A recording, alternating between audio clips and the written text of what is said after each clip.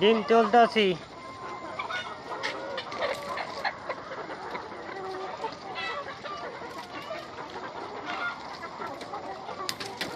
ডিম পইরে ভাঙি গেল, মুরগি ধরে আটকাইলো। ছোট ডিম, বড় ডিম, এই যে ডিমটা দেখা যায়, এই ডিমটাও চলবে, এই যে ডিম চলবে।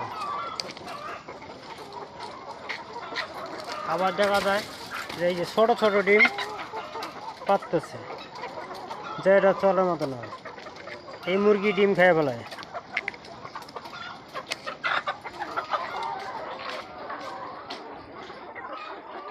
আবার দেখো